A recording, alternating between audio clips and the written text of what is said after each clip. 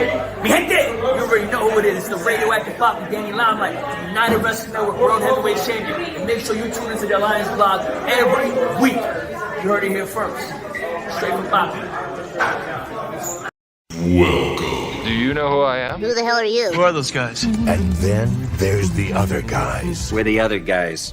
We're the guys nobody ever bets on. Just what is it that you want to do? We want to get loaded, and we want to have a good time. Okay, let's party. Let me talk to you. I'm building an alliance. Will you join us? It's showtime. Good evening, ladies and gentlemen. We are tonight's entertainment. If you're not here, you missing out, because this show... Ladies and gentlemen. Welcome. All right, listen up. And now, the moment you've all been waiting for. Now here's the other Alliance guys, Tim, Jeremy, and Dave. Good morning, good afternoon, and good evening, and what can we tell you? We are the other Alliance guys and girl, a presentation of Alliance-Wrestling.com, your number one source for the United Wrestling Network, NWA, MLW, GCW, and all other independents around the world. My name is Tim, and I am joined, as always, by my brothers in Pod, Championship Wrestling from Jeremy, and Dave Scooby. How you guys doing? Doing pretty good. Good. Well, it's been a hell of a week. We are awaiting the arrival of the United Wrestling Network. Well, not heavyweight. I guess it is a heavyweight. I don't even know if it says heavyweight on the title, but anyway, the world champion himself and the Iron Pro heavyweight champion, Mr. Danny Limelight, the Radioactive Papi, should be here in just a moment. Just running a little bit late. How you guys been? What's new? What's going on? What's happening? What it is? What it was? What it could be? I was feeling like crap all weekend long, but feeling better now. So this is. How about you, Dave? You getting ready for the big move? Yeah, a couple more weeks going through stuff, seeing what I can live without. And as you get older, there's a lot more stuff that you don't need than you do need. So I'll just be donating it to Goodwill, and hopefully somebody will enjoy it. But looking forward to this weekend with the time change and it not getting dark as soon. And when I move, I'll be gaining an hour, so that'll be good. 100%. That's great. Media Mike is here. Mike's always eating dinner, loves to stream every week. We love you, Mike. Thanks for being here. Willie Bowen's here. Some of these comments disappear before we can get to them, but I think Willie brought it up again because here we go. Tyra's new cooking show will be called Roadkill. Willie. Danny Limelight versus Colby Carino.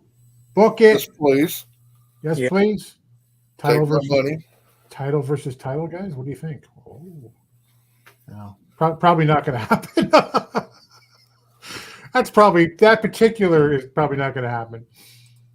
Silas Mason. No, there's something wrong with that shaker cup, man. Big swole. Yeah, no, that shaker cup that's got bubonic plague in it. It's true. EC3 versus the Gun Show, Brett Michaels. I mean, I guess that's a hot fight. If it's in Memphis, Gun Show goes over. That's right. Anywhere else, he does not. Although Mr. Limelight did have an encounter with the Gun Show this past year in Memphis. They ended up teaming up. I want to say against the Roberts family legacy. I can't remember who it was now. Maybe it was Van Vicious, and probably Van Vicious. And yeah, you look it up. Casanova, whatever his name is. That's probably what it was. Steve G is here, and the number one UWN fan. And I will throw this up when the champ arrives, Steve. But looking forward to see the best champion in wrestling today. So are we. I'm super excited for this particular interview coming up. Yeah. Sean Megg is here. It's been a while. Ryan Davison versus Danny Limelight is going to be a fun match. Hello, Jeremy. Oh, look at this. Hey, it's the Luchador. PPA is always there, but just not in front of the camera, right? Right. Yeah. So what is he? A producer, I think, backstage. Yeah. So. Yep. Yeah. So I mean, on the show past Danny today, we got Jeremy with the UWN highlights. I know he loves Memphis. Jeremy, he can't get enough about Memphis. He talks about Memphis all the time. It was the posse. It was the no. Yes. It's a UWN centric show, and Dave's going to anchor everything together with his I Respect You, Booker Man segment when we talk about the impact, both positive and negative, on second and third generation wrestlers on wrestling promotions. That's going to be a good one. Interested to see it. Let me just check to see. Oh, got some notifications. Okay. All right. So, Danny, as I said, was just running about 10 minutes late. Matthew Underwood's here, by the way. He's in the sauna right now. He wants us all to know that. Tuning in from the sauna. He's not your boy toy. All right. I mean, look, we're gonna give Danny a couple minutes. Let's fill the airways with oh, look at this, with something. New glasses, Scoob? No. No, they look the same to me. Yeah, they're just cleaned them. That's about it. There you go. Episode 2 of JCP, NWA JCP. Anyone? Bueller? Jeremy? I've either watched it or it's on my watch list to watch. Oh. I think it's on my watch list to watch. Horror show. Oh, look at this. Look at this. What? He's double champion himself. What's up, mi gente? I'm in the building. Go. Iron Pro. Yeah, Ironheart Pro heavyweight champion. It's Mr. Danny Limelight. How you doing, champ? Doing good, guys. How y'all doing, man? Doing Good. well.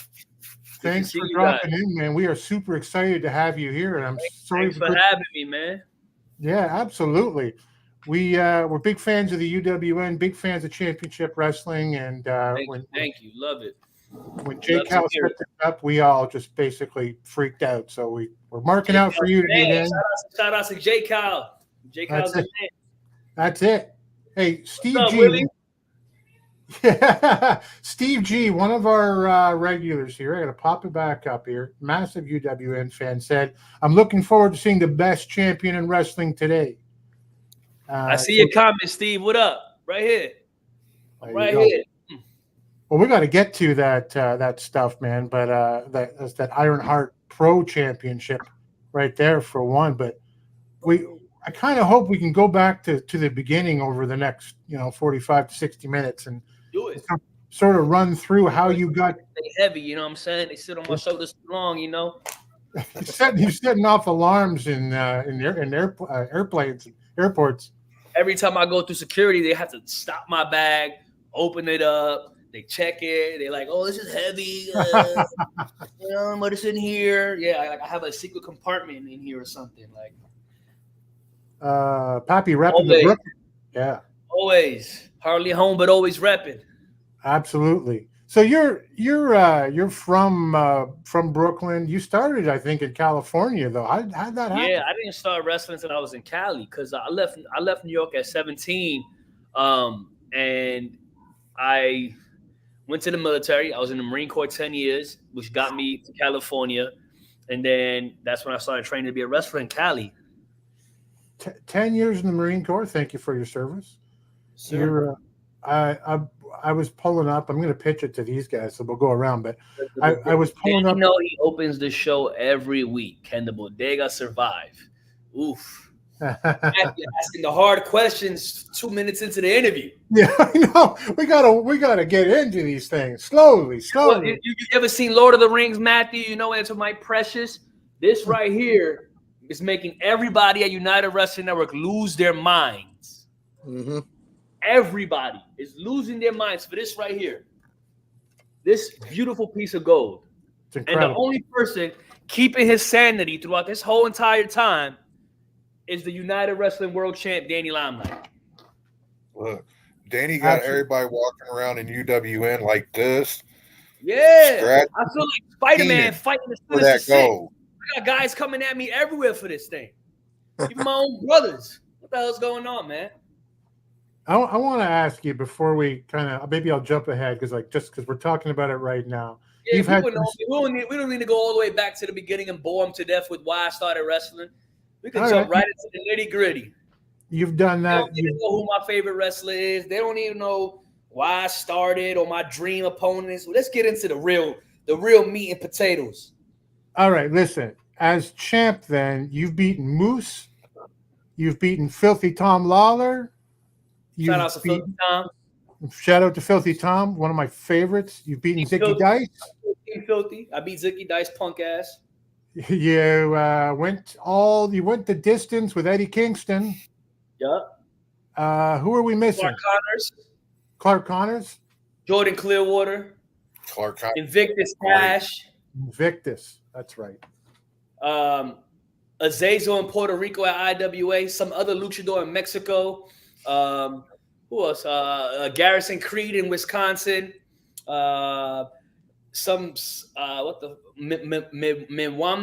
in Dallas, Texas last week. He's gonna be so mad at me, but he's an OVW original. Beat him in Derby City. Big guy. Bellagio. Rocky Bellagio. I beat him. I've beaten a lot of people. There's more. I'm going next week to Puerto Rico to defend it again at IWA. Cool. Real world champion. I'm taking this belt everywhere. Everybody at United Wrestling Network wants the United Wrestling Network Championship, but they're not ready to do United Wrestling Network champion things. Got to tell you, just for the belt. I guess that does make Slice Boogie Harry Osborne. Oh man. Listen, that belt particularly, that is the best looking title in pro wrestling. On the best looking wrestler in pro wrestling. I set him up, Daddy. You knock him down, brother. You know what I'm saying? I brought it home. All right, let's get into it. You were up here, Danny Limelight versus David Ali at Stand for Something back February 24th. Yep. Danny Limelight walks away and new Ironheart Pro champion. And I've already defended it in Texas, and I'm taking it to Puerto Rico next week too. Are you defending it with the world title? Yeah, might as well. I'm a fighting champion. Fantastic.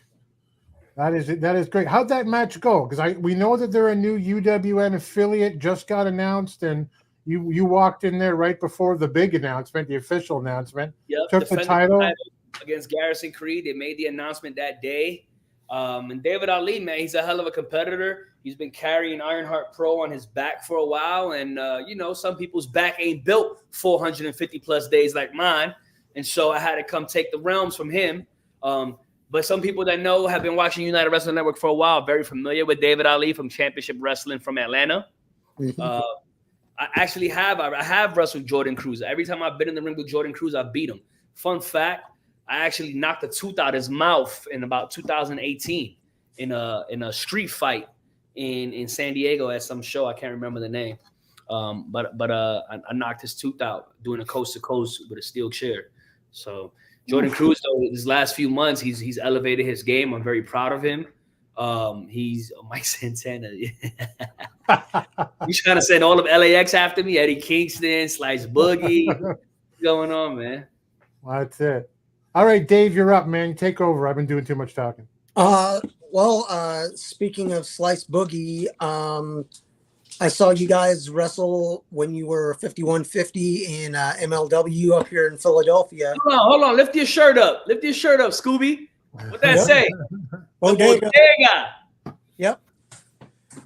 Saw you guys wrestle, and the way I look at it, I mean, the Bodega, you guys are family, but every family fights no matter what. So it's you got each other's back until you have to face each other. And I'm just looking for a good fight and just take care of business. Whatever happens, happens. But seeing you wrestle, I know that you're not going to just give up a title, that you're going to fight no matter what. Listen. Family, but gold is gold. So it's one of these things. I'm just hoping that down the line, you guys come back together as the Bodega and just take over UWN and Championship Wrestling. Scooby, let me ask you a question. Where are you from originally? Kansas City. Okay. Families fight. You're absolutely right. Have you ever wanted to steal from your family, though? No. Have you ever went to your parents' room, your siblings' room, and want to steal their gold, their chain, their watch, a ring, their money? No, families fight. Yes, we have family quarrels. But what Slice is single-handedly trying to do is steal from me. When the Bodega started, we came to rob the house. We did that. We were the UWN World Tag Team Champions for a year. We went to MLW. We took the MLW World Tag Championships. We went to IWA Puerto Rico. We took the IWA World Tag Team Championships. We robbed the house. He gets hurt. I carry the Bodega on my back. Yeah. I robbed the house. I went to Vegas basically and hit jackpot and brought it home. And now he wants to rob his home. It's not the same. It's very selfish.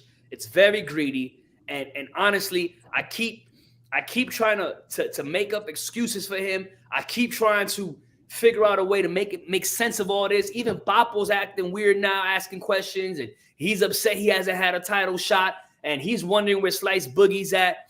And everybody is losing their minds for a piece of gold. There's other championships at the United Wrestling Network that Slice Boogie could have went after. He could have been Heritage Champion. He could have been TV Champion. He could have took his opportunity with Papo and became Tag Team Champions. Yeah. He could go win a Women's Championship for all I care. Yeah. But he wants to take what's mine. Why? Do you see me going into Santino Bros trying to fucking take his Santino Bros championship? No. Did you see me go to Winner Circle and try to take his pound for pound chain? No, because I don't need it. I don't need to steal from my family. I'll go other places. Got to do it the right way. So it's unforgivable. And I keep trying to make excuses for him, but I'm tired of that. You see what he did with my stuff with Peter Avalon. Yeah. He keeps trying to make it about him. He wants his 5 minutes in the limelight. He's going to get it. And the same thing that I told everybody else, I'm going to tell him, you got to kill me. Yeah, you know, it's funny because he came back from rehab, I guess, looking like $1 million and just with bigger teeth and hungrier than ever, man. Yeah, and I'm not mad at him for that. But there's 2 other singles championships. There's tag team championships. We're affiliated with Memphis and Reality of Wrestling now. They have championships. He could have went after any of those. And what'd he do? He puts his eyes on me, his brother. I spun the block and picked him back up. Yeah. You guys forget, I've been to New Japan Pro Wrestling. I've been to All Elite Wrestling. I've been everywhere he wants to go. Right. And I didn't forget about him. I didn't leave him in the dust. Yeah. No, I didn't do him like that. I've never tried taking anything from him. He wants to take this from me for what? To cement himself as not the Marty Jannetty of the tag team? Ooh. I'm sorry, bro. But that's exactly what he is. Ooh. I'm the star. He's background. Yeah. You guys invoked the Freeburg rule back in when you were UWN champs, right? When Slice came in? Yeah. Yep. We included him. Yeah. In that. He didn't earn that. He didn't win those championships with me and Papo. No. But I said, here, borrow this.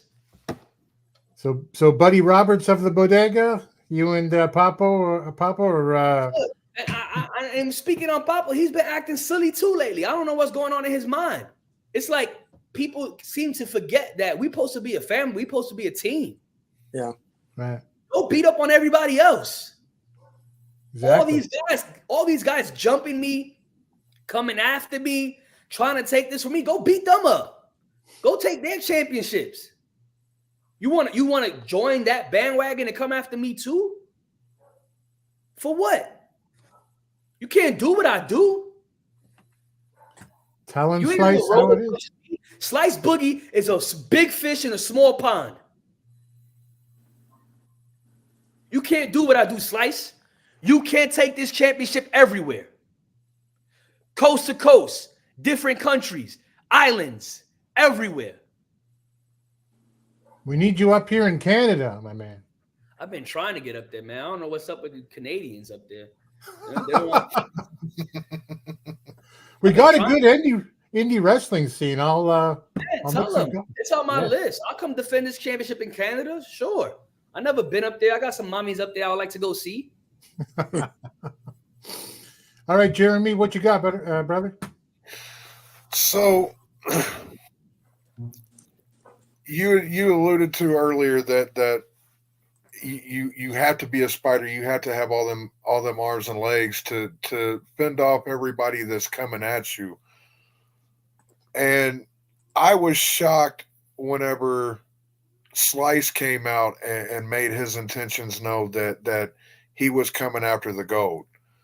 And I'm of a mindset that, like you're trying to take money out of my pocket now. You're trying to take my payday away, and that's not right. That's not how you do business. And I was shocked by that.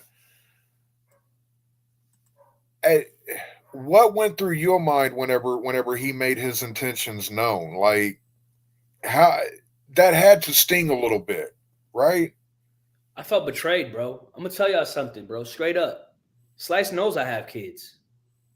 So not only are you trying to take from me, you taking from them. They're supposed to be your niece and nephew. You taking from them when you could have took from anybody else. I take that personal. You could have waited. If you wanted this so bad, you could have waited till somebody was good enough to beat me. But you know what Slice Boogie realized? Is that nobody is good enough to beat me. I've been champion going on 450 days. 450 days, and I have not been boring not once. Nope. Well, that's true. Nope. Not a single lie told.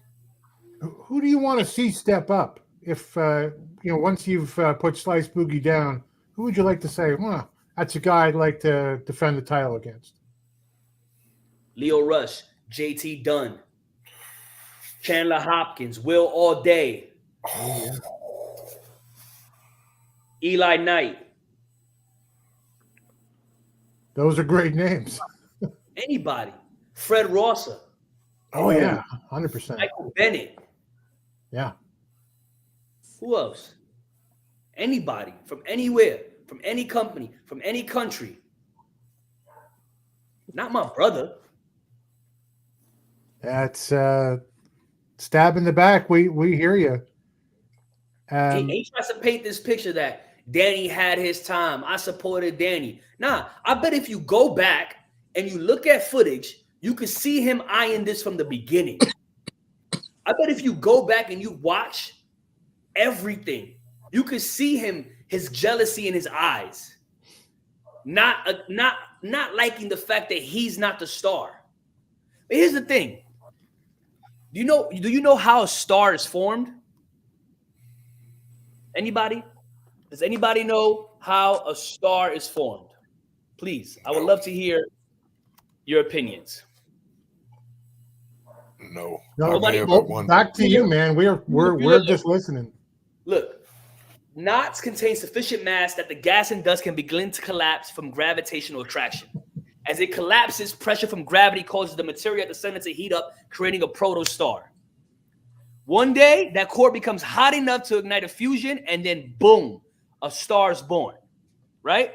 So for me to have become a star, it takes almost a miracle, right? For a star to be born. Okay. Miracles do not happen every day. And for some reason, Slice Boogie thinks that he's going to have a miracle, that he's going to be able to step up to the plate, take this from me, and do a better job. Only thing that's going to happen is that, one, he's going to fail. Two, I'm going to walk out still UWN world champion. And three, he's going to have to go home and look in the mirror and face the fact that he's not the star. And that's okay. Not everybody could be a star. Slice is a talented person. He's the king of the concrete jungle. We're not in the concrete jungle, Slice. This is the United Wrestling Network. You're not ready. Nobody is ready. That's why it still sits right here on my shoulder. Peter Avalon wasn't ready. Forgot about him when we was naming off people. That's right. Bad Dude Tito's not ready. You can't forget about Bad Dude Tito. Yep. But no, I got jumped the other day by Tito and Che, and where was my boys at? So go ahead, Jeremy. Great question. Is the bodega over?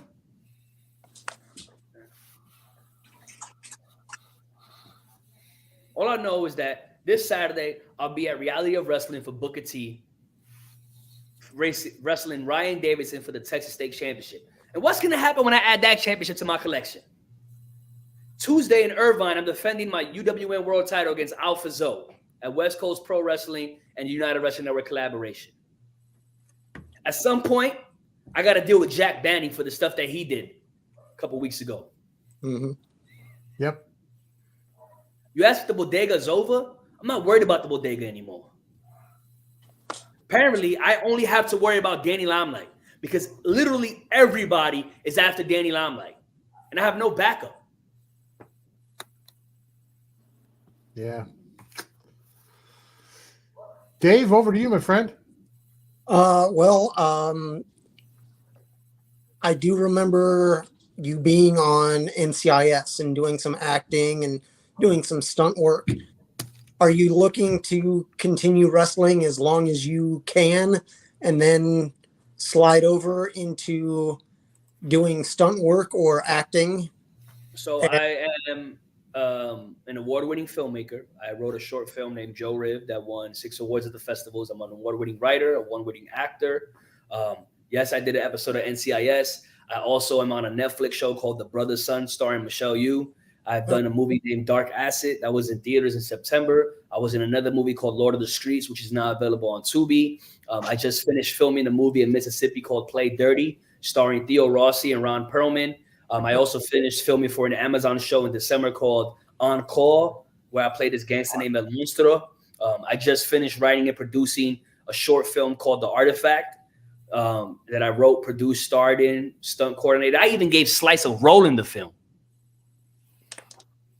And I just finished writing and producing and starring in a web series that I created that I also gave Slice Boogie a role in. So you asked me what I want to do. I'm going to be a wrestler as long as I could be a wrestler. But my aspirations outside of wrestling is in Hollywood. And I already got my foot in the door. My daughter has a foot in the door. Do you know why? Because the Limelight family is stars. Nice. You were ranked, look, PWI is subjective. 350 is a good number for, if you're not WWE or we know you've been in AEW. You're the UWN heavyweight champion. Yeah. And 2024 is probably coming out, actually not too bad. Where do you see yourself ranked? Man, I don't know, but I felt disrespected by that number last year.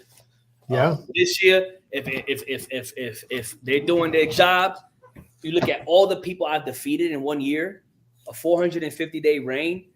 several title defenses all over the U.S., Puerto Rico, Mexico, against great opponents. Let's see. I beat the TNA World Champion. I survived the AEW Continental Champion. I beat the first ever longest reigning New Japan Strong Openweight Champion. I beat the current IWGP Junior Heavyweight Tag Team Champion. I beat the former NWA TV Champion. Look at all the people I've beat this year. I beat the longest reigning United Wrestling Network Heritage Champion, Peter Avalon. Look at everybody I've beat this year. I was FSW No Limits champion for 6 months. Look at everybody I beat over there. I'm about to beat Hammerstone's ass on March 31st and go on to be number one contender for the FSW heavyweight champion. I'm just collecting championships everywhere. I need to be high up on that list. And if I'm not, I'm disrespected.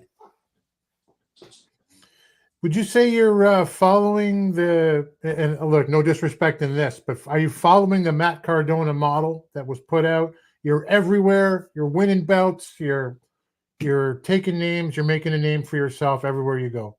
I was doing this before Matt Cardona came to the Indies. That's true.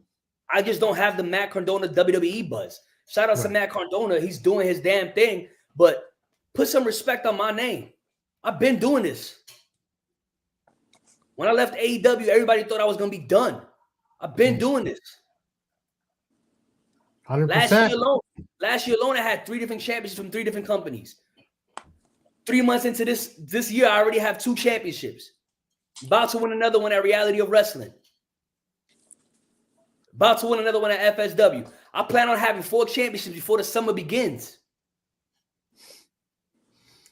I'm planning on pushing this reign to 500 days.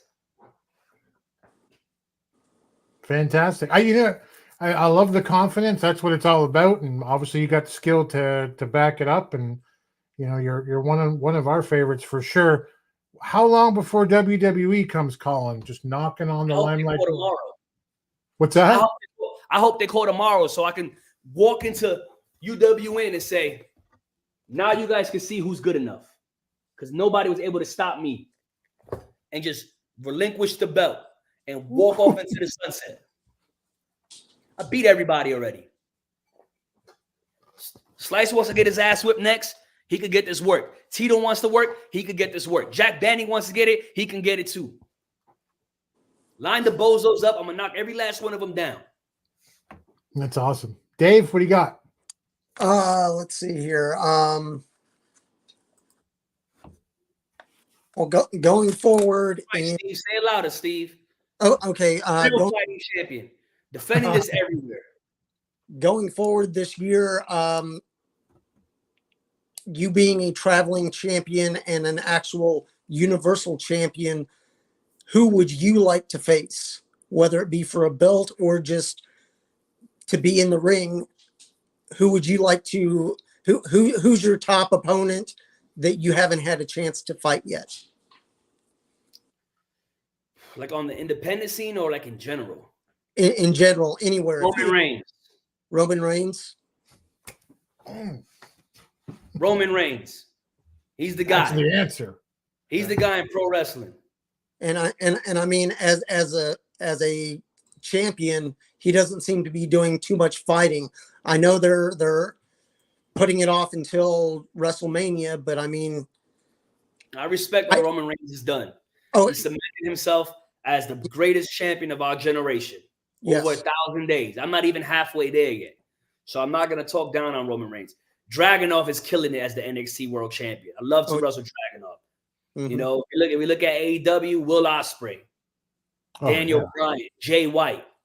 You know, WWE, like I said, Roman Reigns. I love to wrestle Cody Rhodes, Ricochet. Give me the best of the best. Randy Orton. The Rock's back. Throw him in the ring. He's my favorite wrestler of all time. If we talk about on the independent scene, I want to wrestle Fred Rosser. I want to wrestle JT Dunn again. I want to wrestle Leo Rush. Ray Phoenix when he comes back. Penta. I want to wrestle the best wrestlers. Mike Bailey. Mustafa Ali. Let me go to TNA. What's up, TNA? Yeah. Give me Ace Austin. What do you say, Jeremy? There, right? What's up, Hammerstone? name guys all day. They ain't gonna respond though. Well, what's up, Fatu? What's up, Fatu? oh man, where is Fatu now? He's out of MLW. How about Alex Kane? You guys are buddies, right? Umaye, what's up, Kane? Yeah. The Suplex Assassin versus the Radioactive Papi. What's up? I'd pay for that. MLW cut the check. Definitely. I come back and fuck shit up over there again. You know, J Cal's gonna make all kinds of cuts here and just start adding people, right? At everybody. At your mom's. Oh man, that's great. What do you got, Jeremy? Your baby mama's favorite wrestler. So you talked about hitting that 500-day threshold of holding the UWN title. 500 days that's just under a year and a half. What happens whenever 750 days comes around and you're still holding that gold? Because like you said, nobody else can do what you do in and out of that ring. How long do you see yourself holding on to that realistically? What Kanye West said? Forever, ever, ever, ever, ever, ever. Forever, ever. Fuck, I love that. Forever, ever. And if I said anything less, I wouldn't be who I am. I see somebody said EC3. What's up, EC3? NWA World's Champ. What's up, Papi? Control this narrative. Any interest in wrestling in the National Wrestling Alliance? Them boys don't want me over there. They don't want me over there. It's people that don't want me over there. It's okay. Too dangerous? Too dangerous? It's okay. They don't want me over there. Some people don't like making good money. Oh man, that's fair. Listen, you know, you make me. What's up? Yeah. What's up? Anywhere. What's up? You make me think of Richard Sherman years ago in Seattle, like calling himself, you know, the greatest corner of his generation. And you know, when asked like, how can you back up? He said, everybody should have this confidence level when you're playing the sport of your choice. You got to do what Danny Limelights doing right now. You're saying you're the greatest. Nobody can beat you. Nobody can beat you at all. Talk the talk and I walk the walk. Has anybody beat me? I've defended this belt every month since I've had it. Multiple times in a month. Has anybody beat me? Nope. Is anybody else at the same time they're a pro wrestler, starring in Netflix episodes, making movies, working with actors that have been in the business for years, working with an Oscar winner, coming off an Oscar win? Anybody else an award-winning filmmaker? I wonder, is anybody else in pro wrestling or an award-winning filmmaker? Not that I can think of. Anybody else in pro wrestling making movies right now? That they wrote, produced themselves? Starred in, stunt coordinated? Anybody else in pro wrestling making movies and giving people opportunities to live their little dreams? Man, I was just trying to make some money to feed my daughter, and everybody started hating.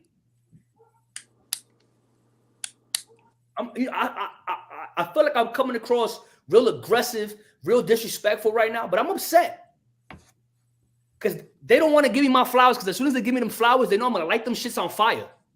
Because I don't need it no more. I don't need their gratification. I don't need their, oh my God, Danny Limelight, look at this guy, he's so good, book him, please. I don't need it. I know myself that I'm good. I'm great. I'm a star. And anybody that knows pro wrestling can see it. Do you find that it all turned this way? Like when the moment that you put the UWN world title, you beat Jordan Clearwater for it? Nope. It was before that. Before that. It was before that. So when I stepped into New Japan Pro Wrestling, when I stepped into AEW, when I stepped into Major League Wrestling, AAA, when I walk through a door of a company and I have a great match with anybody wrestling any style, and the crowd goes, "Man, you were great. Can I get a photo?" I've been known it. I've been know I could be this good. Only thing is that now everyone else, they've been known it too, but they just now starting to accept it. And then, they become day one fans. I've been a fan of yours from the beginning.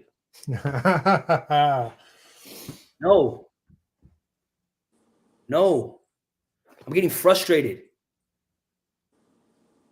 and it's all because of Slice Boogie, my brother. I put money in your pocket. I kept you busy. I've given you opportunities. I wanted to see you win. Oh shit. Jake out in the building. It's about to get real hot now. Yeah, everyone look busy. Stop me when I'm lying. This is what we call pent-up promo aggression right here, fellas. This is the best episode we've had in 87 episodes, Jay. Because you never had the best wrestling, pro wrestling on your show. You knew that was coming. You knew that was coming. Yeah, just keep setting them up, man. Setting up. Baby mama's favorite wrestler. I need to get that printed on t-shirts. That's a t-shirt. That's a scary thing to put on a t-shirt, man. Baby mama's favorite wrestler? Baby mama's favorite wrestler. So what's the good word, Danny? How you been, brother? Been good, J. Cal. What's up? You been tuned in or what? No, man. I just got home from work. You done really missed it. You know what happens when it rains out here, man? Nobody knows how to drive. Tell me I'm wrong. Tell me when I'm wrong, Danny. That's a fact, J. Cal. I need this on a shirt. Your baby mama's favorite wrestler. No, write that down. Trademark. I need to have my graphic guy make that right now. Copyright Danny Limelight if you're watching I need this. a new shirt that says your baby mama's favorite. You're witnessing merchandise history right now, Jay. This never happened on a live episode before. Someone came up with a t-shirt. Look, what does it say? Look. Can you see it? Yeah, it's there. I need a new shirt that says your baby mama's favorite wrestler. There you go. It's history now. I'm gonna get heat for that one. Ooh. When you go to Puerto Rico? Thursday the 14th. So I'll go to Texas on Saturday. Then Tuesday I'll be at the Improv, and then Thursday I'll fly to Puerto Rico, and I cannot wait. Championship Wrestling's back. You know, there's episodes every week right now. When's the next TV taping for UWN in California? Sometime in March. I don't know the date yet, but I got a date with Jack Banny's punk ass. I don't know how much you can and cannot talk about, but man, I mean this with the utmost respect to you, but could they have a segment on the Championship Wrestling tapings that didn't involve you? I felt like you were everywhere, man. You were at the announce table. You were in the ring wrestling. You've had other segments on the show, and I just feel like, Danny, I watch a lot of NWA. I know Tim doesn't anymore, but I look at you and I think, man, that's the right way to use the champ. When you're not defending the title, you're doing commentary. You're putting over the number one contender. You're talking about bad dude Tito. Then they put you in the ring with a guy who I've never seen before, and you have a hell of a match. I don't know if you guys already hit this or not. I'm sorry if you did. No, we haven't. And then the segment after that match. I mean, it's crazy how, and I know Dave has good guys working for him. I know Peter's there. I know that you have a lot of input on how the show goes. These guys spoke to Danny Hill just a few weeks ago.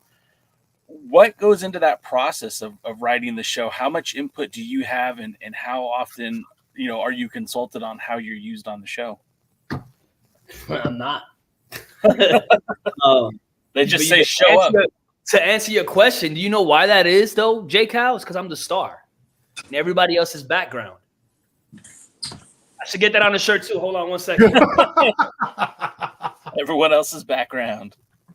Got to do that on the front, Danny. I'm the star. Then on the back, everybody else's background.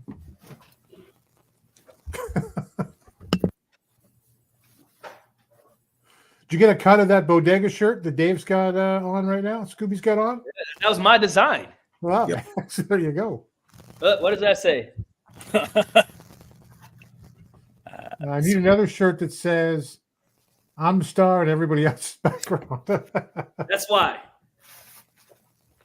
But when it comes to promo, like, yeah, the writers, they write their stuff. But, I mean, at the end of the day, it's mic on, safety off. I'm going to say what I say. No disrespect to anybody. I feel like the show has been an awesome show. It definitely revolves around the world champion. I'm the world champion. You know, I'm the one that's carrying the United Wrestling Network flag. I've been carrying it since the pandemic. My back ain't broke yet. Jordan Oasis tried to break it, for sure. He powerbombed me off the side of the ring onto a rail. Jesus. It didn't break, though. I ain't fragile. I was there for that live, man, and that looked rough. That looked so bad. How you feel after that? It sucked. It hurt. I had bruised ribs the next day. My whole side was bruised. But I looked in the mirror and I said, "That's why you the champ." What's going on with? And that happened at the start of the match. I wrestled for another 10 minutes after that? 10, 15 minutes? Come on, man. You can't do what I do, J. Cal. Everybody want to be the champion. They don't want to do champ things. It's funny. I've been saying this for a few weeks. When am I taking Slice Boogie to school? Oh, yeah. Steve. Yeah. Anytime, anywhere. You know, Slice Boogie actually agree. They've got 3 guys lined up for you, Danny. I mean, how does that feel knowing that and it's not like these are chumps, man. These are all pretty good athletes. These are good wrestlers. You mentioned Jack Banning's former champion. Slice Boogie, you know how tough that guy is. You've been to war with him, mostly on the same side. And Bad Dude Tito's still around too, looking for that belt, man. I mean, like, you literally walking around with a bullseye on your back, United Wrestling Network. And then that's not enough. You got to go get another title. And now you're walking into back to reality of wrestling and getting ready to take on Ryan. Ryan Davison. Yeah, Ryan Davison. Ryan Davison. Like, he ain't no slouch either. No, well, that's the thing. They're not throwing, ham and eggers at you. You're not facing jabroni ham sandwiches. They're putting real top tier talent in front of you, which I think speaks to the United Wrestling Network, but also to like. You can look her up just enough. Along those lines, where's Kevin Martinson? What's going on there? Guy injured? He's injured. Hope for a speedy recovery for BHK. But to answer J. Cal, yeah, man, I never called any of those guys a slouch. They're some of the best talents in the world. I mean, Tito's in the ring with Okada. Tito's throwing people around left and right. He's the current UWN World Tag Team Champion. Bad dude for a reason. Jack Banning, former TV champion. Slice Boogie speaks for himself. But you know what? They're not Danny Limelight. Like, I don't understand why people don't get. It's like, these guys are great wrestlers. But I'm more than just a great wrestler. I'm the standard of what the United Wrestling Network was supposed to be. I'm the flag bearer. I don't just say it. I live it. When I won this championship, I said I was going to take it everywhere. It's a world championship. I've done that. Still collecting championships at other places. When I sleep, J. Cal, on a plane, after I pop a NyQuil, not because I'm sick, because I need some sleep. The old days they used to do somos and vodka. You're doing NyQuil. I think that's a step in the right. That's a step up. Yeah. Do you see the bodega if y'all get through this hiccup as a touring faction, AAA trios, champs, maybe, or is this it? Matthew, you see this as a hiccup? A hiccup is Slice knocking over my Hennessy. I don't even drink anymore, by the way, J Cal. 2 months. I know, I saw. I saw that, yeah. No drink, no smoke. No drink, no smoke. That's a hiccup, though. You know, a hiccup is you know, a little argument, a misunderstanding. What Slice is doing isn't a hiccup. It's with intent. It has purpose. It has meaning. It's been building. People are only seeing it now the last 3 or 4 months.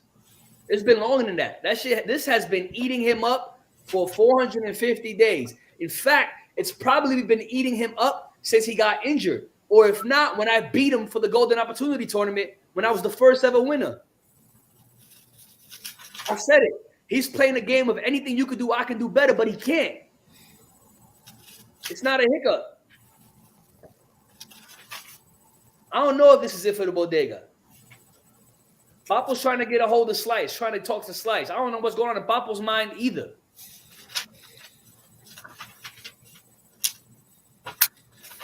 Well, Danny, we come to just about the hour mark. And listen, ladies and gentlemen, that's how you promo for an hour. That's how you promo for an hour. The UWN World Champion, the Iron Heart Pro Wrestling Heavyweight Champion, countless other titles to be collected in 2024 and beyond. The Radioactive Papi, Mr. Danny Limelight. Thank you for being here, my friend. Thank you so much for having me, gente. All the best. Thank you, guys. Thanks again, Danny. Thanks. Thank you, Jeremy. Thanks, Danny. See you. Oh, there we go. Wow. Fantastic. That was a fun time. Thanks for stopping in, Jay. Appreciate it.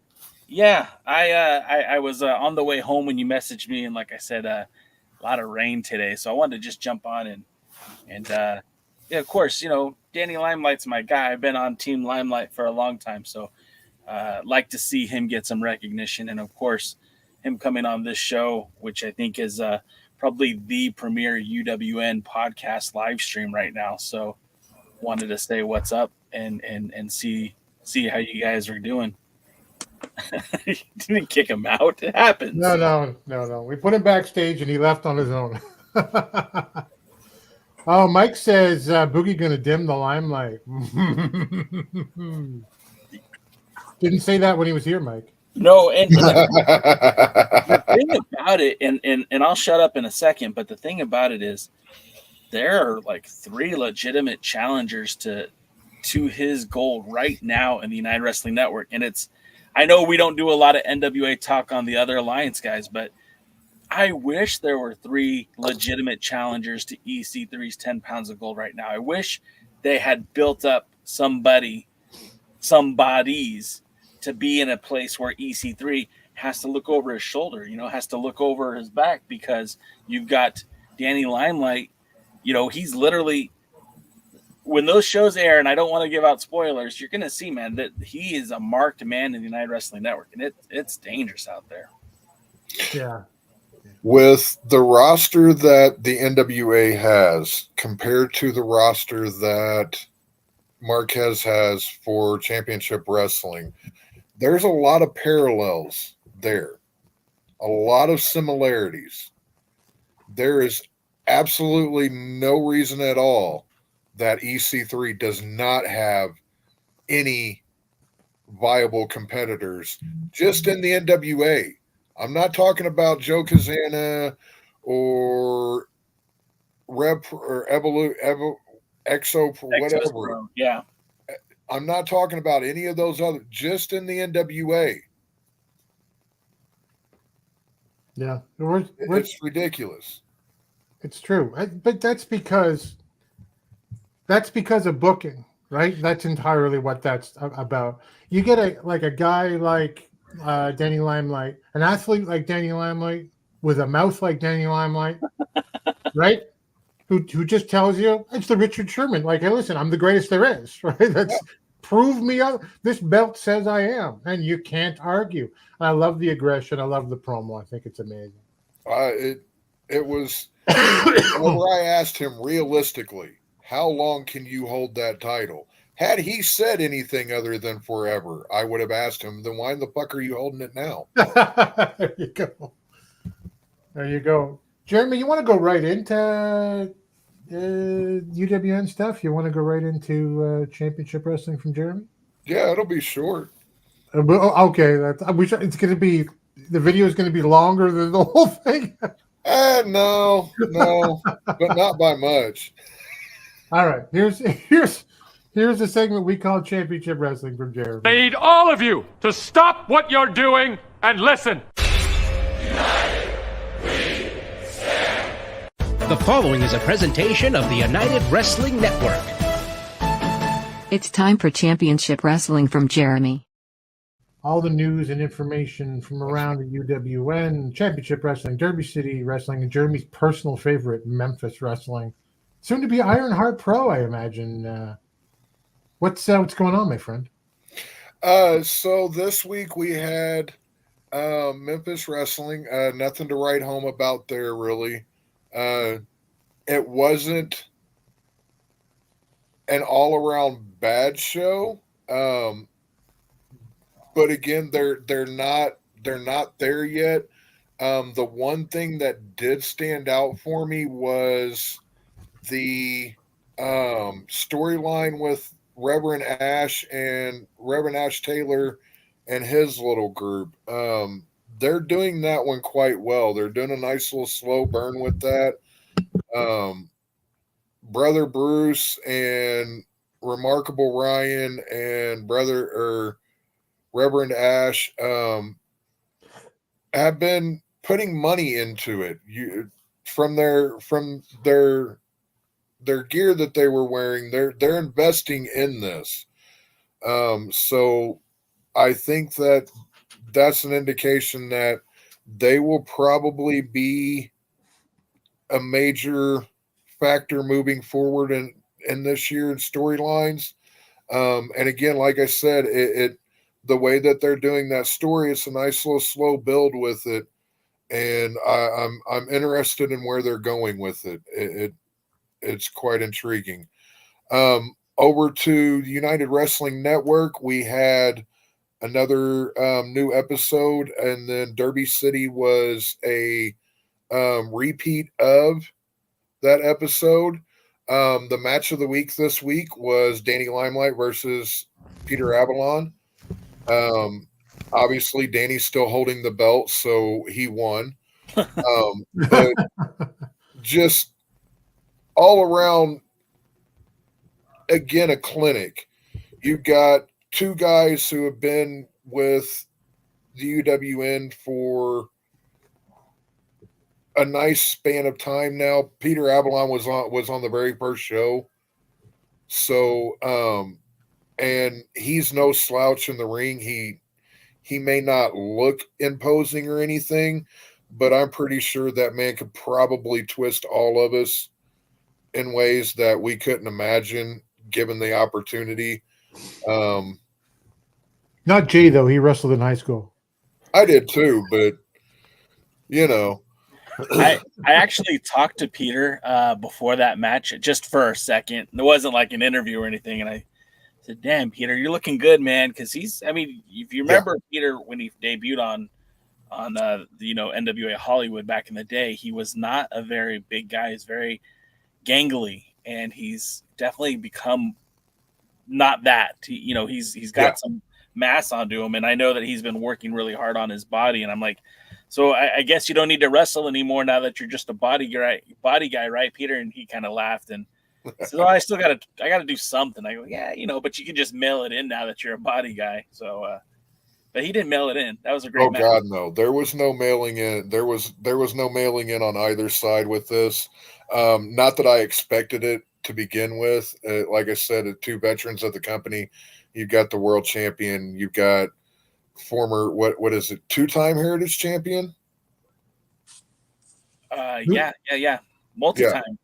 multi-time Heritage champions. So I was not expecting a call-in show at all, and I didn't get that match. The UWN, just championship wrestling at the moment. Every match is hitting. I've yet to sit down and watch a match and go, yeah, no, that one, something wasn't off. Even on the ones that have been kind of a few botches here and there, there's still a solid match. If you're not watching, I say this and I truly mean this more than ever now. If you're not watching the UWN and all of its affiliated products, fuck off. I mean, there's no subtlety in that, but the only other course of action I can think to take to get, if you're not watching it by now, is to show up at your house with a canister and a little like Anton Chigurh, country for old men, and just go and put you out your misery, because you're watching bullshit if you're not watching that. If you're watching any other wrestling, it's all a big steaming pile with Jeff Goldblum standing next to it going, that's a big pile of shit. He's right, you know. Yep. It's funny because it's true. Anton Chigurh, deep cut there. God, I love that movie. Great book, too. Compared to what? The bubonic plague? How dangerous is he? Compared to what? The bubonic plague? Yeah, it's a great movie. Awesome. There were some comments here. I threw them up as they went. Willie Bowen surprised that Cassandra Golden turned heel. As soon as she got pinned, I went, Orndorff. She's going to Orndorff her. Yep. And that's exactly what she did. Short arm clothesline. Steve seen her as a heel before. The only woman who hasn't been a heel is Mackenzie Morgan. Can you imagine Mackenzie Morgan as a heel, guys? She'd be like, I'm not doing my fucking homework. It'd be like 17. I have a feeling it would be similar to the heel turn that we got with Bayley with Damage Control. Just kind of awkward. Heel doesn't fit. Yeah, it's like Richard Morton. It doesn't really. There you go. That's a deep cut. Yeah. Avalon's breath still smells like Tim Storm's foot. I will never let him forget. There you go. I appreciate it. We're going to go now into I'm speaking slowly because I'm trying to get the video clip up. A segment we like to call I Respect You, Booker Man.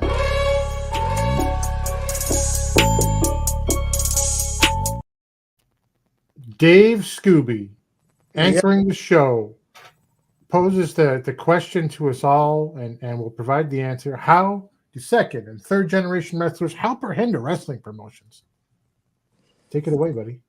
Well, just going to name a few second and third generation wrestlers. WWE, Randy Orton, Rey Mysterio Jr., you got Charlotte. You had Randy Macho Man Savage and his brother Lanny. Also Brett and Owen Hart. Currently, Usos were there. Roman, The Rock's there. Cody's there. Dustin's over in AEW.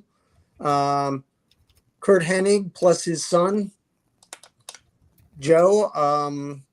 Brian Pillman Jr. is in NXT. Lexus King.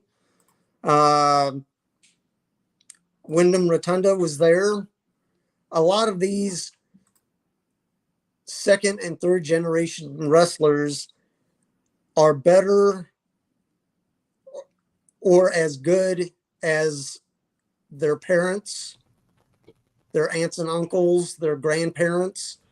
But you also have to look at it. There's a difference in generational wrestlers that if you go back and look and go, okay, Terry Funk, he's done just about everything. Dory Jr. has done just about everything. But their father, Dory Sr., wrestling wasn't as widespread back in the day. Now, you have to look at these second and third generation wrestlers and go, are they doing as good or better than the generation before? Or are they barely hanging on? Are they doing it just because of what their last name is? Mm. And there's a lot of wrestlers have gone and done the use their name or their father's name or their grandfather's name. And they've become a junior, or they go by the family name. You look at Eddie Guerrero, great wrestler. But the Guerrero family, almost all of them are great wrestlers, but you look at what Chavo did and then what Chavo Jr. did. It's a different time and a different place. If you can carry on the family name and make good, it's a good thing. But then you have some families like the Watts family. If you don't know who Bill Watts is, and you only know him as, oh, he was working in WCW. No, he goes way, way back. Yeah. That go online and just type in Bill Watts pro wrestler. Watch some of his matches. The guy was insane. His son, Eric, carrying on the family name, did more of a disservice than a service, in my opinion. While I can't do what he can do, but coming from a generational family of wrestlers, you need to, like I've said before, you need to be as good or better. And sometimes it just doesn't happen. Same thing with Bruno, his son David. Who went by Bruno Jr. Bruno, at first. There's times that, yeah, you can feed off the family name, but if you're not making it, you're not making it. You're doing more harm to the family name than you are, and just step away. It's one of these things of, you can look like AEW, the Guns. They're still young, but they're a hell of a tag team. They have the gift of gab, and they've been surrounded with a lot of wrestlers that have helped them out. I'm looking forward to 2, 3, 4 years down the line when they have tons of repetition under their belt and to see where they go. I mean, their father at age, I think he's 60, is still going. It's just amazing looking at the Guns, and then you look at Hook. Hook is doing a good thing, but it's just taking him, in my opinion, too long to get there. He's holding the belt. He has the belt, the FTW, from when his dad was back in ECW. Yeah. And while it's, I guess, they're honoring the belt, there's some things that should be left in the past, in my opinion. You can mention that, yeah, Hook is Taz's son, but don't saddle him with what his father did. It's sometimes you have to make your own path and veer off to the right or the left, not go down the middle. So it's one of these things of, if you can do it, do it. If not, sometimes you have to just do your own thing. Colby Carino and Kerry Morton are good examples of that. While Kerry started off doing the baby face, I like his run as a heel now. but we have to see where it goes with the Southern Six. I'm glad that Ricky is still able to be part of the NWA while not being in the ring. It's putting a shine on the Southern Six with name affiliation. That Kerry is building his own legacy, if I can say that. But it's up to Kerry to take it further than his father. And while it may not be as a tag team wrestler, if he can build up and be a national champion, in my eyes, I don't see him until several years down the line as possibly going after other championships in the NWA. But if he can go after other champions outside of the NWA, I know he's working Game Changer Wrestling, and they can also be used in some of the territories of the NWA. It's all name affiliation. That he has a good start, but he has a long way to go.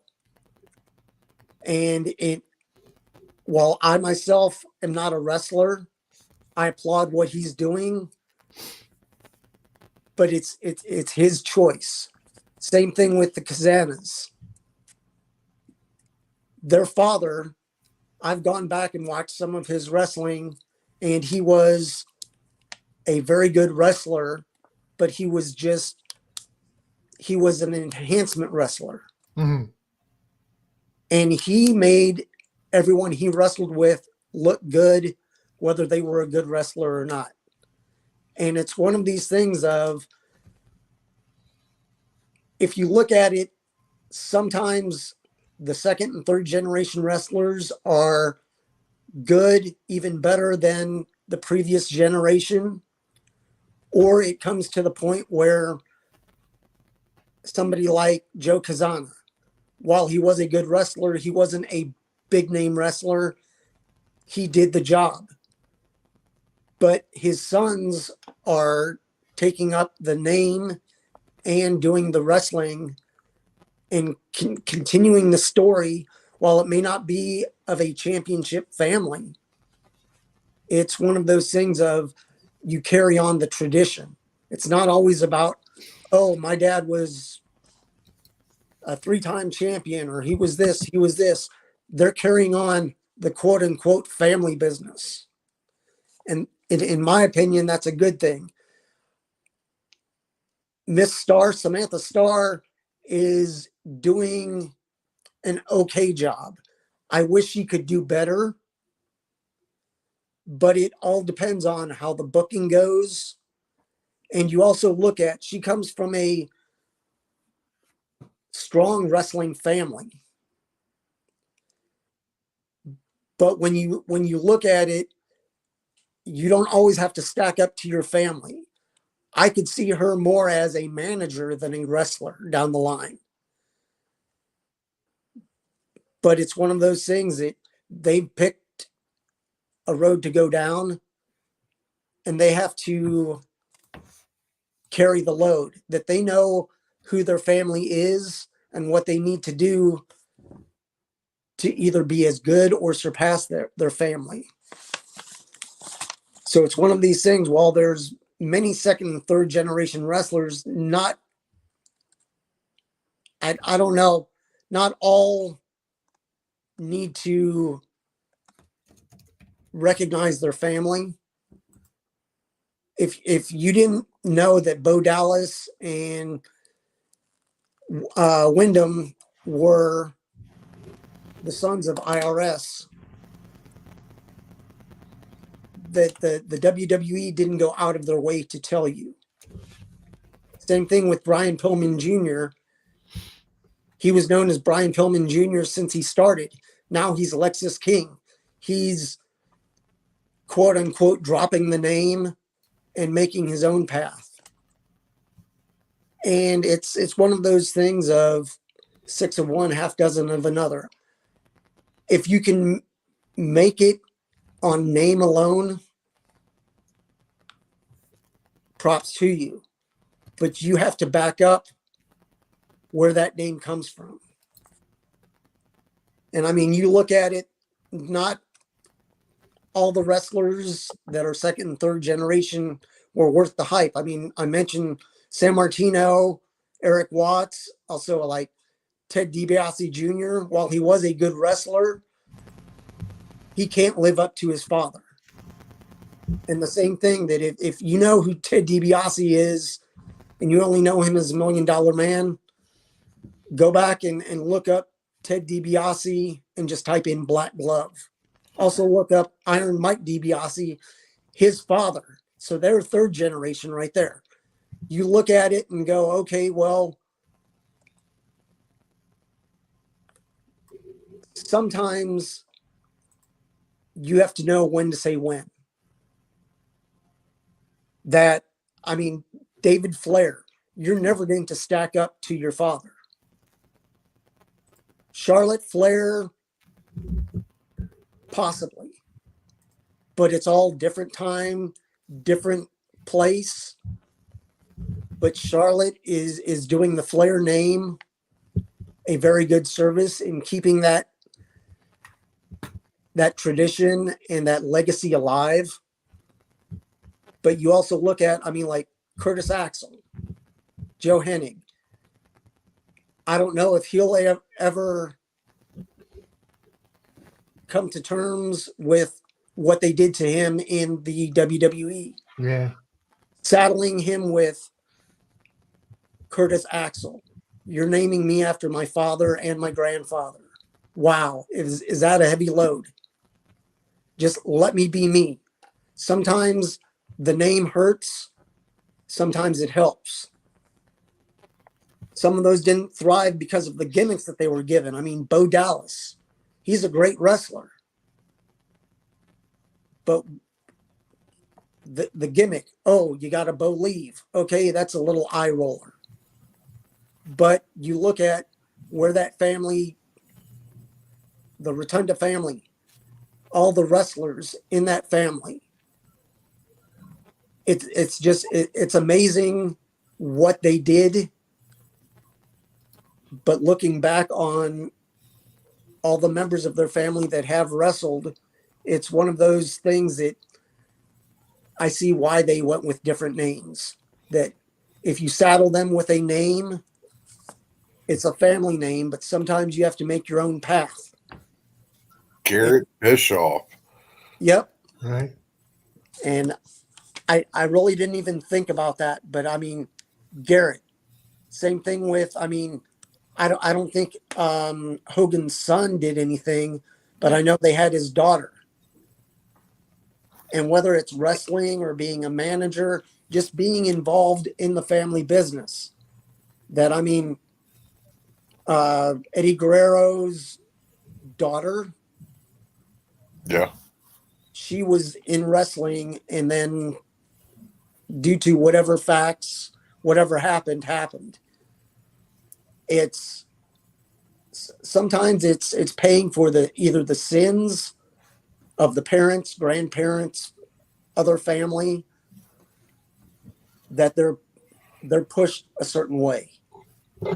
And it's not that they're being pushed wrestling wise, but that they're pushed to wrestle. Oh, hey, you have a famous last name. I mean, same thing. I don't know if you saw Danny wrestle a while back, and his daughter got involved in the match. After the match, she gets up on the ring ropes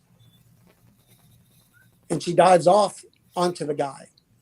It was a cool moment, but it's one of those things of, okay, you have to decide, is it worth what you're doing? Will it make an impact? And I mean, I know she does the acting. Danny does the acting as well. Down the line, if she should choose to do wrestling, I believe Danny, as good of a wrestler as he is, he could give her valuable information on, yes, you can do this, but I'd prefer if you at least go to college even if it's a 2-year community college, get some education before or while you're doing this. Just because I do something doesn't mean you have to do something. And that's one of those things that these second and third generation families that are in wrestling, that's all they know. That, I mean, if you look at it, like Randy Orton, great wrestler. What would he be doing if he wasn't wrestling? He was in the military and he got a dishonorable discharge. Where would he be if it was not for wrestling? Sometimes the wrestling saves you, and sometimes it hinders you. Right. So it's just one of those things of,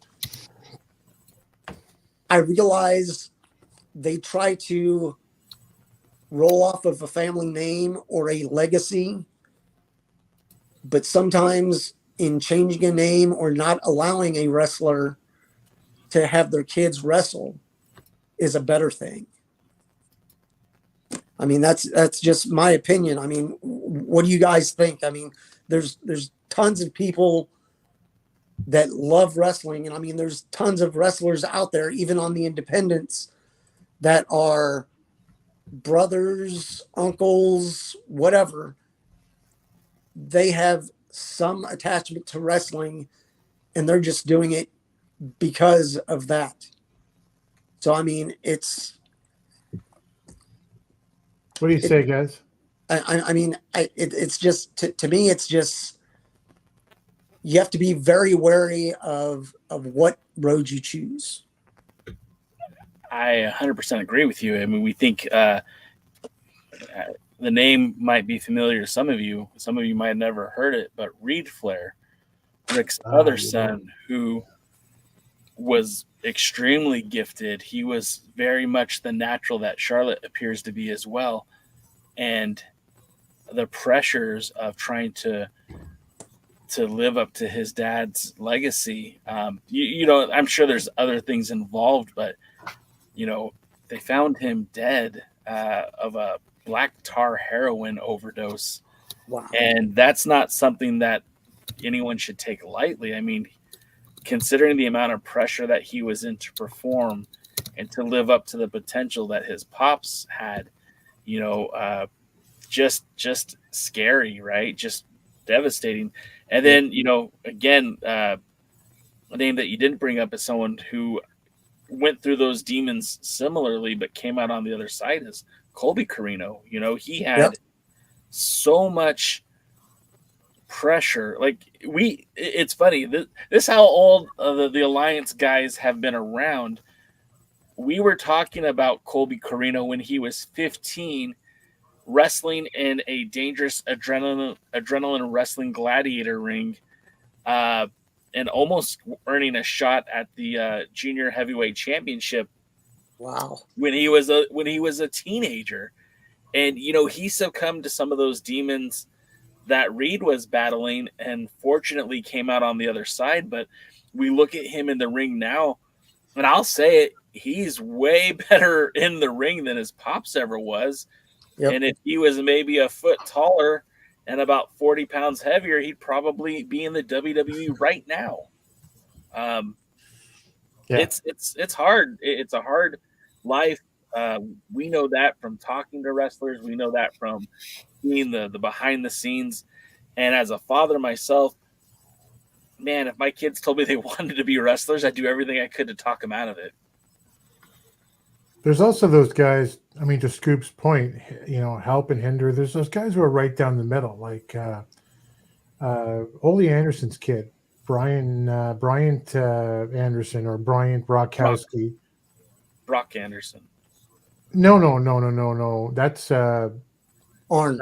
That's Arn's kid. Ole's kid, Bryant Brockowski, right? Okay. Good wrestler. Big kid, looked like Ole.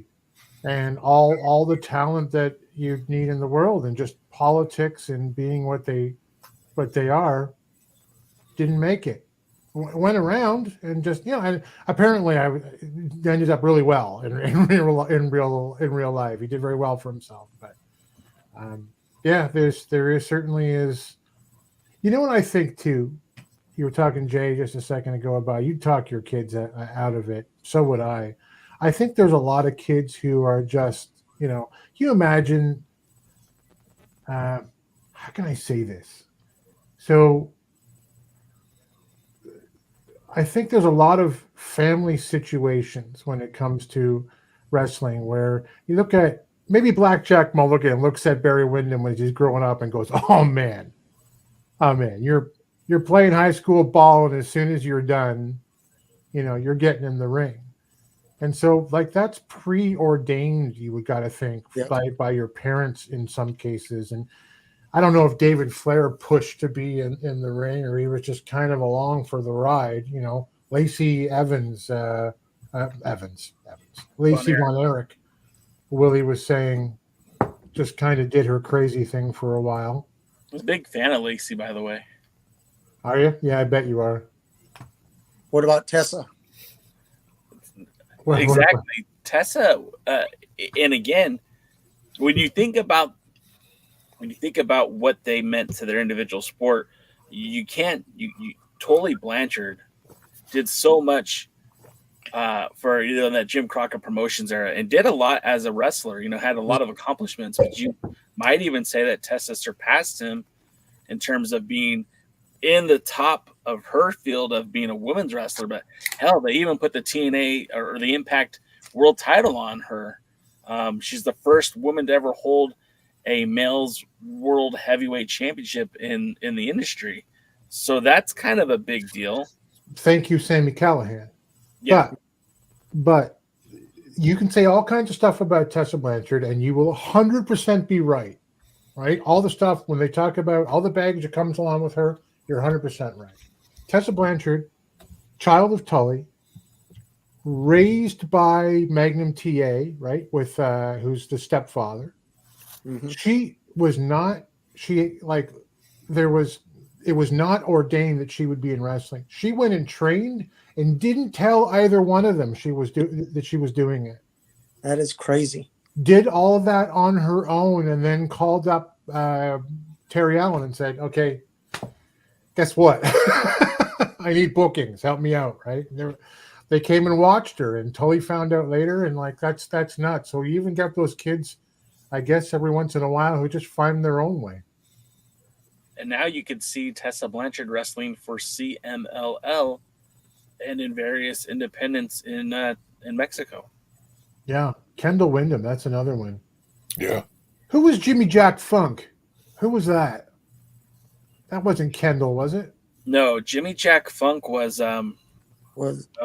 Jesse Barr, Art Barr's brother. Jesse Barr, right? Thank you.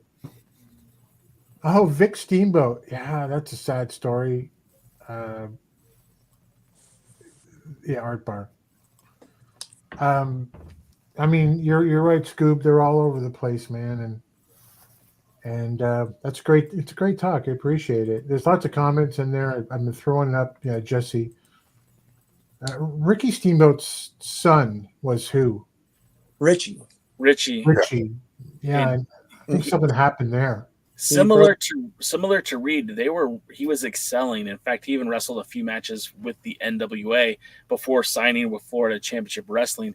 There was a back injury, and I think they basically said, hey, it's not going to work out for you. So he retired early. I wouldn't be surprised if at some point he came back to it, but it's been, probably 15 years at this point. Yeah. I don't think it's going to happen. I thought it was a heart thing as well, that there was a heart thing going on. Maybe that makes a lot more sense. If there's a heart condition, obviously there's only so much you can do.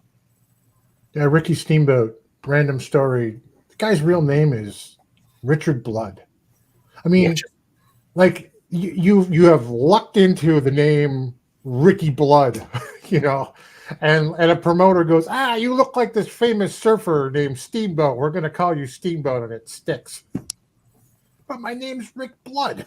But Rick Blood isn't a babyface name. That's a heel name, I guess. But if you're like Jake Anderson, and they're like, all right, you're Bobo Danielson now. Like what? I mean, that's rough. You got a great name and you end up with something else. like Tim Wood. That's not a great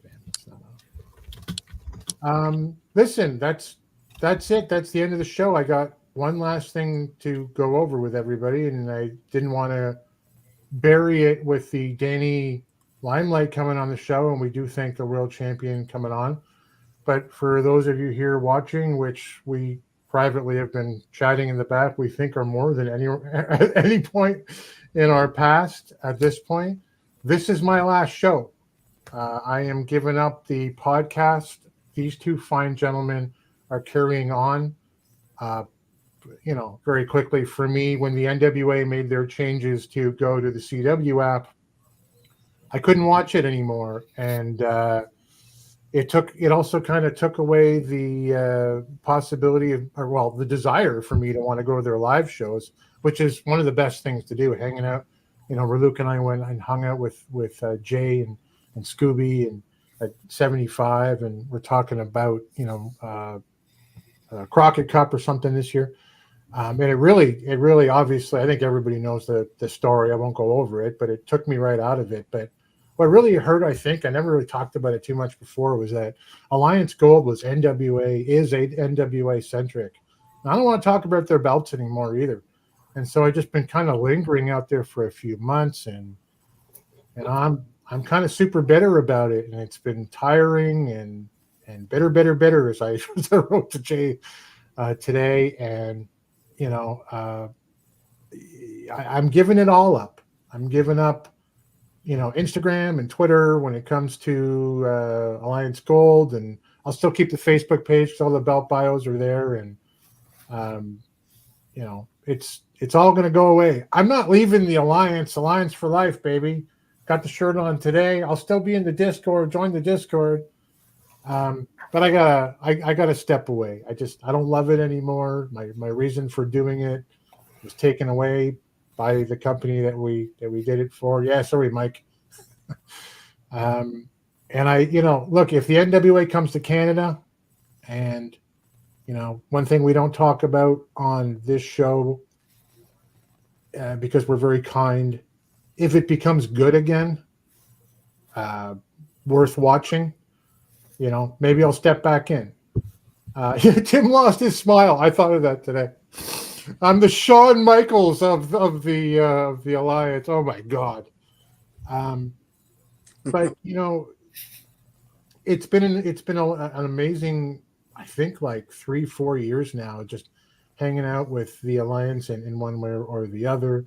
It's been a great part of my life. And as I say, maybe I'll come back if everything is returns down the road. But in my moment of gratitude, I'll go to her first, and she's on there. My wife has been very supportive of me doing this, and joined me at 75, and listens to me talk about or did the NWA or UWN. And I love you, baby. I love you, baby. And Jay has been phenomenal in giving me this platform and the Alliance platform to do so much stuff with Alliance Gold, and it's slipped away from me. So I want another Tyrus joke, Willie. Thanks, buddy. These two gentlemen over here are going to carry on as the other Alliance guys with their show. They might do something a little bit differently, and they'll figure that out in the days ahead. And don't feel bad for me or anything. I'm looking forward to the break. It's and I imagine, like I say, maybe someday we'll come back. I'm definitely going to miss this. The most successful show, man. Go out on a high, I guess, is the way that you got to do it. Go out on top. So Jay, man, thank you so much. I love you, brother. Bobo Danielson. I appreciate you, and Jeremy, I appreciate you, and Dave, I appreciate you, man. And we were three guys here who didn't know each other that Jay said, sure, you know what? These two guys would be great, Tim. And we got together, and 87 episodes later, here we are. So thank you all very much. Well, before you sign off, I'm long-winded, and I'll try not to be long-winded. But I want to say a whole lot of thanks to you, Tim. This has always been a it's been a very daunting task to do live streaming. It's been a very daunting task to be one of those singing the NWA praises, sometimes even when it doesn't deserve it, right?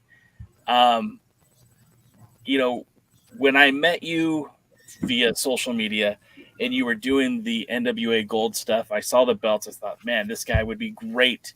Let's get him to write for the Alliance blog. And I didn't even really at the time think about asking you to do podcasting stuff with me. Just, man, so much history and tradition and stuff that you're writing about, and how I valued and thought what you were doing was great on your own. And I think it was the Drew Onyx sit down where you guys were talking about the belt, just you and him. I think that was on Facebook. And I thought, this guy's got something, and I want him on my team.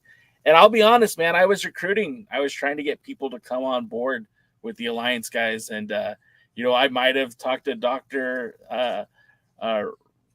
Stinson about coming on. I might have mentioned things to Will about coming on. And, maybe I was trying to steal Gary's guys back in the day. But I didn't need to, because once I put you three together, and I don't take credit for it, but I certainly put you guys together, and it's been great, man. And you guys really do bring a lot of value to the Alliance guys. I've always been chappy about the name The Other Alliance guys, because I feel like you aren't the other. I mean, it's just a different show, because you guys are the Alliance guys. And it's been a pleasure having you on as part of the team. And I have all the respect for you, Tim, and all of the optimism and positive thoughts about Dave Scooby and Jeremy carrying on in your absence. But this doesn't happen without you, Tim. So forever, you will have a place, not only here, but on the entire Alliance. And so if things ever do change, that door is open for you. In the meantime, I have all the faith in the world in Dave and Jeremy. And I know this will continue to go on for as long as they want it to. They do a damn good job. So thank you, Tim. Thank you, Jeremy. Thank you, Dave. And we wish you the best of luck on your future endeavors. Yeah, you future endeavored me. I'm hoping you would do that. That's perfect. Listen, thanks, guys. Let's call it out. Follow us. There's a at TOEG live stream account that has like 16, 17 followers that these guys have access to, all three of these guys, to promote the show exclusively. So please do me a favor, go and join that one. Where can they find you, Dave? They can find me at Dave Scooby on Twitter X and Instagram, and over on TikTok at Dave Scooby, followed by the number 1. Jeremy? You can find me over on Twitter at HJWOTS, and over on Threads and Blue Sky at Championship Wrestling Jeremy. And I don't have to ask you, Jay. I know I do this all the time, brother. Alliance-wrestling.com, your number one source for news and information around the National Wrestling Alliance. I like that, United Wrestling Network, Major League Wrestling, and other independents around the world. And on all the social media platforms at the Alliance blog. Tomorrow night, J-Cal, that fine man right there in the corner of the screen, is on with Jaden and DKM on the Alliance guys, 8 p.m. Eastern, 5 p.m. Pacific. Tuesdays at 5 p.m. and 2 p.m. Pacific, it's the pre-party, or sometimes the after party, if you look at it that way, now that everything's changed. What else? I gotta go to the final clip. I think that's it. Thank you, guys. Appreciate all you guys in the chat. Too many to name, but you know who you are. So we'll see you down the road. And until then, with the Smurfs. With the Smurfs? What was that? It got me too. Damn you, Willie. You can fire roll. Where is it? There it is. Thank you, Willie. It's the perfect parting gift. Until next time. Where the hell's the thing here? It's there we go. We'll see you at the matches. Thanks for joining the stream. This has been a presentation of Alliance-Wrestling.com. We genuinely appreciate your support. Would you consider subscribing so you'll never miss a future episode? I'd also like to remind you we do a live stream every Tuesday at 5 p.m. before NWA Power. You can find us on social media at The Alliance Blog. And until next time, we are The Alliance.